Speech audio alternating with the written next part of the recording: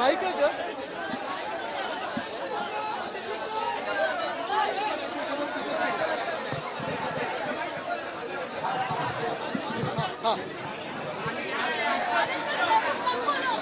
करूया सुरू.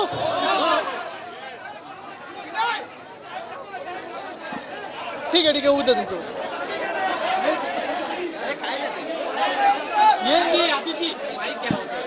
माईक घेऊ. माईक आहे का?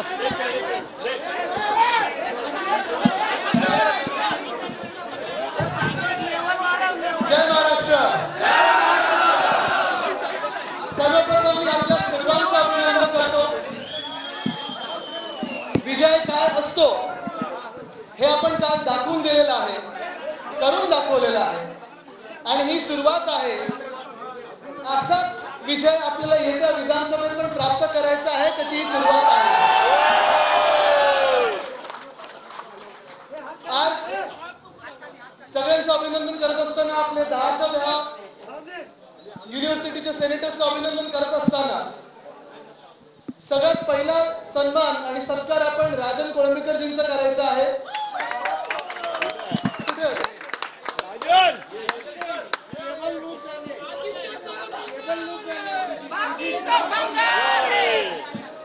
राजनजीचा सत्कार करायचा आहे,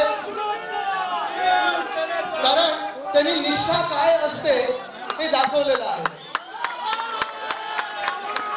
मागच्या दोन्ही टर्म मध्ये सेनेट सदस्य होते आणि मग यावेळी मी त्यांना विनंती केली की राजनजी थोडं आपल्याला थांबायला लागेल, मला नवीन नावं काही द्यायची आहेत, काही चेहरे बदलायचे आहेत. आणि क्षणभर विचार न करता त्यांनी सांगितलं, आदित्यजी जे तुम्हाला द्यायचं सांगा, कोणाला नाव द्यायचं आहे. मी 10च्या 10 निवडून आणेपर्यंत शांत बसणार नाही आणि शिवसेनेचं काम करत राहणार. कालच त्यांचा वाढदिवस पण होता, तर मनापासून आपल्याला शुभेच्छा आणि असंच आपलं प्रेम आणि आशीर्वाद सोबत असू द्या. नक्कीच दुसऱ्या व्यक्तीचे इथे आठवण म्हणजे आपला सूरज चव्हाण. आपल्या हक्काचा माणूस. कधीही कोणाला काही अडलं असेल तर कोणी त्याला कधीही फोन करायचा आणि म्हणूनच बिंदे आणि भाजपने त्याला आत ठेवलेला आहे. लवकरच बाहेर आल्यानंतर विधानसभेचा जो विजय आहे तो आपल्यासोबत साजरा करणार आहे. आणि मग अर्थात काल परवा जे काही आपण वातावरण पाहिलं, मतदानाच्या दिवशी असेल, त्याच्या आधीच्या दिवशी असेल, आपल्या 10च्या 10 उमेदवारांची मेहनत तर आहेच आणि त्यांचं कौतुक तर आहे. कारण गेल्या 2 टर्म म्हणजे मला वाटतं प्रदीपजी आपली हॅट्रिक आहे, जोरेजींची हॅट्रिक आहे, मिलिंदजी आपण दुसऱ्यांदा जिंकून येत आहे, मला वाटतं धनराजजी आपले दुसऱ्यांदा जिंकून येत आहेत, शीतलजी आपण दुसऱ्यांदा जिंकून येत आहे.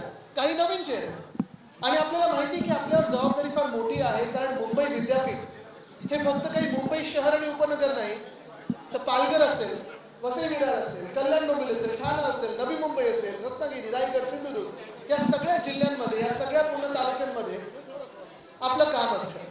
एवढे वर्ष मला वाटतं 2010 पासून आपण ठरवलं होतं की एकट्याने लढायचं आणि एकट्याने जिंकायचं. आपण लोकांची सेवा करत आलात, विद्यार्थ्यांना मदत करत आलात आणि लवकरच आपण नवीन हेल्पलाईन विद्यार्थ्यांसाठी आणि सगळ्याच पदवीधरांसाठी जाहीर करणार आहोत.